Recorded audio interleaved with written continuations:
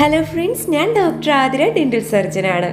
Clear aligner സെറ്റൽ ആരും കാണാതെ നിര ശരിയാക്കാം, ഡോക്ടറെ കാണേണ്ടതില്ല, ഇഷ്ടമുള്ള ഭക്ഷണങ്ങളെല്ലാം കഴിക്കാം, സാധാരണ പോലെ ബ്രഷ് ചെയ്യാം. ഇങ്ങനെ ഒരുപാട് നല്ല കാര്യങ്ങൾ ഉണ്ടെങ്കിലും കുറച്ച് പോരായ്മകൾ ഉണ്ട്. അപ്പൊ അതിനെക്കുറിച്ചുള്ള വീഡിയോ ആണ് ഇത്. ആദ്യത്തെ കുറച്ച് ദിവസം അലൈനർ ഇട്ട് തുടങ്ങിക്കഴിഞ്ഞാൽ നിങ്ങൾക്ക് സംസാരിക്കാൻ കുറച്ച് ബുദ്ധിമുട്ടുണ്ടാവുന്നതാണ്.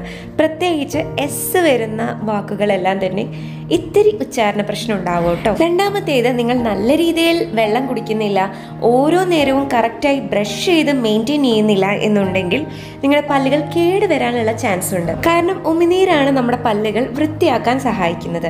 നല്ല രീതിയിൽ ബ്രഷ് ചെയ്തില്ലെങ്കിൽ ഡ്രൈ മൗത്തും ആവുന്ന സമയത്ത് നിങ്ങളുടെ പല്ലുകൾ പെട്ടെന്ന് തന്നെ കേട് ബാധിക്കുന്നതാണ്. അതുകൊണ്ട് എല്ലാ കൂട്ടുകാരും നല്ല രീതിയിൽ വെള്ളം കുടിക്കണം, നല്ല രീതിയിൽ പല്ലുകൾ വൃത്തിയാക്കിയിട്ട് വേണം അലൈനർ ഉപയോഗിക്കുവാൻ.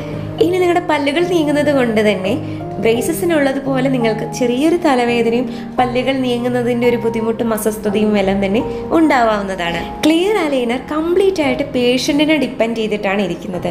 നിങ്ങൾ ഒരുപാട് സമയം ഇത് ഉപയോഗിക്കുന്നില്ല, അതായത് ഏകദേശം ഒരു 22 മണിക്കൂറെങ്കിലും ഇത് ഉപയോഗിക്കേണ്ടതുണ്ട്.